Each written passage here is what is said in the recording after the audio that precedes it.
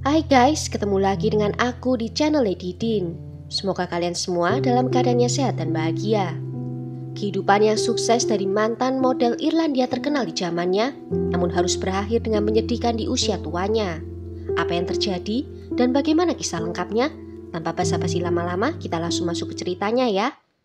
Sebelumnya, jangan lupa untuk subscribe dulu channel ini dan nyalakan lonceng notifikasinya supaya kalian tahu video terbaru dari aku.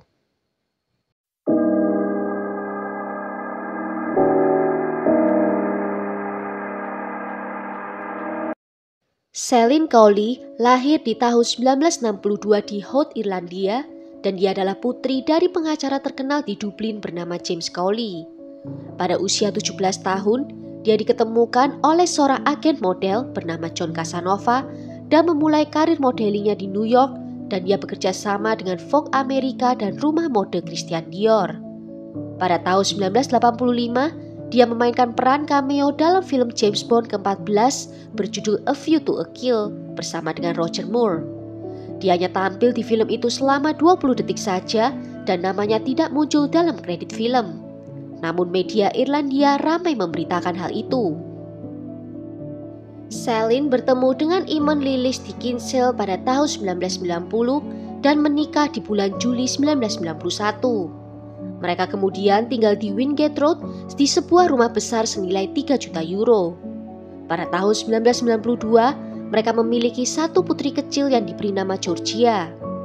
Celine sendiri bisa dibilang sebagai seorang pembisnis wanita yang sukses dan dia berhasil mendirikan perusahaan produksi film dan periklanan bernama Toy Town Film. Mereka bekerja sama dengan beberapa merek besar seperti Heineken dan Volkswagen. Celine menjadi pendiri sekaligus direktur dan suaminya yang dipecat dari perusahaan periklanan tempat dia bekerja sebelumnya kemudian bergabung juga sebagai produser. Di Senin pagi tanggal 15 Desember 2008, Eamon bangun di pukul 6:30 pagi dan kemudian membuat secangkir teh untuk dirinya dan kemudian membawakannya juga untuk istrinya. Hari itu Celine sedang terkena flu yang parah sehingga dia tetap berada di kamar tidurnya. Di pukul 8:30 pagi, Eamon mengantarkan putrinya pergi ke sekolah, di mana dia sempat bertemu dengan koleganya dan berbincang dengannya tentang hari Natal. Dalam perjalanan ke rumah, dia mampir ke kios untuk membeli koran, dan ketika sampai di rumah, Eamon memutuskan untuk mengajak anjingnya jalan-jalan terlebih dahulu. Di sekitar pukul 9:30 pagi, salah seorang tetangga mereka mendengar bunyi teriakan sebanyak 2 kali. Namun dia tidak berpikir lebih jauh karena merasa aman tinggal di lingkungan perumahan itu. Di pukul 10 pagi, Eamon tiba di rumah dan dia langsung menelpon ke polisi, dan petugas yang menerima telepon itu mendengar suara panik Eamon. Dia melapor kalau dia dan istrinya baru saja diserang oleh seseorang dan istrinya sekarang dalam keadaan tak sadarkan diri. Petugas medis segera dikirim ke rumah dan menemukan Celine di teras, terbaring dalam genangan darah dan sebuah batu bata dengan darah tergeletak di sampingnya. Mereka melihat Eamon sedang melakukan CPR terhadap Celine. Petugas medis yang memeriksa Celine merasa kalau tubuhnya sudah dingin dan segera membawanya ke rumah sakit Beaumont. Namun di pukul 10:56 menit, dokter di sana menyatakan kalau Celine telah meninggal dunia. Celine meninggal karena kehabisan darah, bukan karena adanya cedera yang parah. Bila dia mendapatkan perawatan medis lebih cepat, dia mungkin bisa selamat.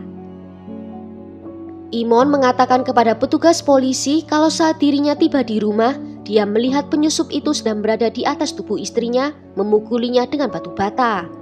Melihat dirinya datang, penyusup itu juga menyerang Eamon dengan batu bata. Di kantor polisi, Eamon diminta untuk menyerahkan baju yang dipakainya tadi ke polisi.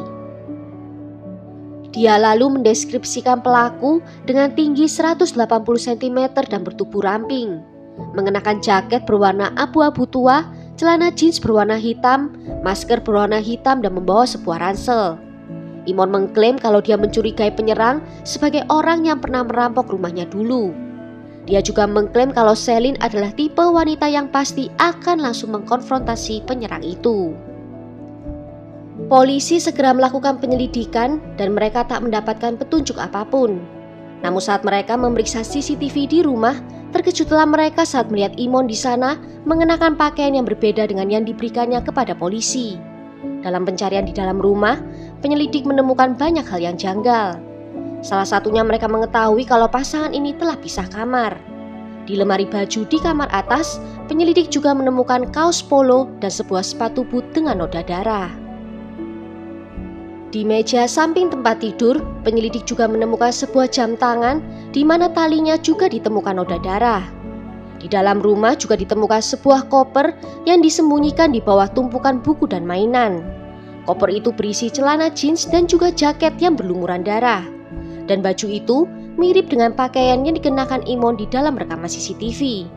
Juga ditemukan adanya banyak tisu di dalam situ dengan darah yang setelah diperiksa cocok dengan miliknya Celine. Polisi juga berbicara dengan seorang wanita bernama Jean Tracy yang ditengarai menjadi selingkuhannya Imon. Dia adalah tukang pijat Celine yang merekomendasikannya kepada suaminya sendiri. Dan perselingkuhan itu dimulai 10 minggu sebelum pembunuhan Celine. Di tanggal 20 Desember 2008, polisi mendatangi rumah kakak Celine di mana Imon dan putrinya tinggal setelah Celine meninggal. Di sana Imon ditangkap dan didakwa atas pembunuhan Celine. Saat ditanya tentang baju bernoda darah yang ditemukan di dalam koper, Imon menjawab kalau sebelum mengajak anjingnya jalan-jalan, dia sempat ganti baju terlebih dahulu. Dan kemungkinan si penyusup menggunakan baju itu untuk membersihkan TKP. Namun polisi tak mempercayai pernyataannya karena tak mungkin penyusup masih sempat menyembunyikannya di dalam koper di bawah tumpukan mainan atau menyimpannya di lemari kamar di lantai atas. Polisi menyadari kalau secara finansial Celine lebih sukses dibanding suaminya, dengan pendapatan 5 kali lebih besar daripada suaminya. Awalnya Imon menyanggah tuduhan perselingkuhan, namun kemudian mengakuinya dan mengatakan kalau hal itu disebabkan adanya krisis paruh baya. Namun mengklaim kalau dia tidak pernah berpikir sekalipun untuk menceraikan istrinya. Persidangan dimulai pada bulan Januari 2010, di mana juri terpilih mendengar Celine menderita 3 pukulan dengan batu bata di kepalanya, di mana pukulan pertama langsung membuatnya jatuh ke tanah.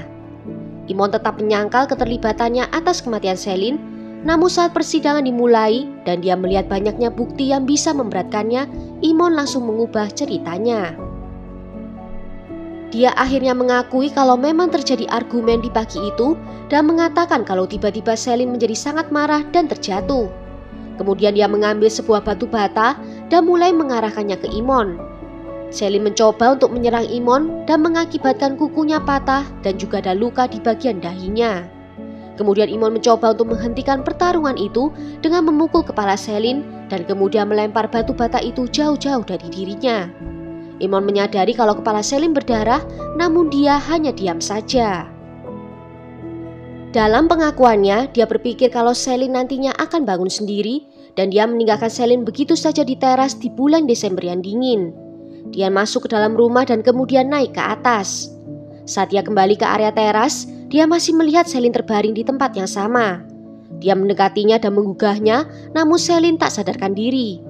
Saat ditanya ceritanya tentang penyusup, Imon mengatakan kalau saat itu dia sedang tak bisa berpikir rasional karena mengkonsumsi Valium. Imon tetap menyatakan kalau dirinya tak bersalah sampai akhir, namun di tanggal 29 Januari 2010, juri menyatakan dia bersalah atas pembunuhan yang tidak direncanakan, dan dia dijatuhi hukuman 6 tahun dan 11 bulan di penjara. Di tahun 2011, putri dan saudara dari Celine membawa kasus ini ke pengadilan, di mana putrinya menyatakan kalau dia tidak rela melihat ayahnya bebas dan kembali lagi ke rumah. Mereka juga mencoba untuk mencegah Imon mendapatkan uang dari aset yang dimiliki oleh Celine. Mereka menyatakan kalau yang berhak menerima seluruh harta Celine adalah putrinya saja. Namun Imon menyatakan kalau dia ingin memiliki rumah yang ditempatinya dulu bersama Celine hanya untuk dirinya saja. Kalau putrinya menginginkan rumah itu, dia harus melangkahi mayatnya terlebih dahulu. Rumah itu dihargai lebih dari 1 juta dolar euro. Karena mendapatkan remisi, Imon dibebaskan lebih cepat dari penjara. Dia bebas di bulan April 2015 sebagai seorang jutawan. Begitu bebas dia langsung menuju ke bandara untuk bisa terbang ke Inggris. Imon diperkirakan mendapatkan uang 1,3 juta euro dari uang pensiun dan penjualan properti miliknya bersama dengan Celine. Pada akhirnya Imon kembali ke Dublin dan membeli sebuah rumah yang lokasinya dekat dengan rumahnya dulu. Namun saat dia tidak bisa memperbaiki hubungannya dengan putri dan keluarga lainnya, dia sekali lagi meninggalkan Irlandia dan diyakini dia sekarang tinggal di Inggris atau dataran Eropa lainnya. Setelah kematian Selin, sebuah hukum baru dibuat di Irlandia. Hukum untuk menghentikan seseorang membunuh pasangan mereka untuk bisa mendapatkan untung dari kematian mereka. Dan hukum ini disebut dengan hukum Selin. Well, sampai di sini dulu cerita kali ini. Bagaimana menurut kalian tentang kasus ini? Tulis ya pendapat kalian di kolom komentar. Akhir kata terima kasih karena sudah nonton video ini sampai akhir. Sampai jumpa di video berikutnya. Ciao!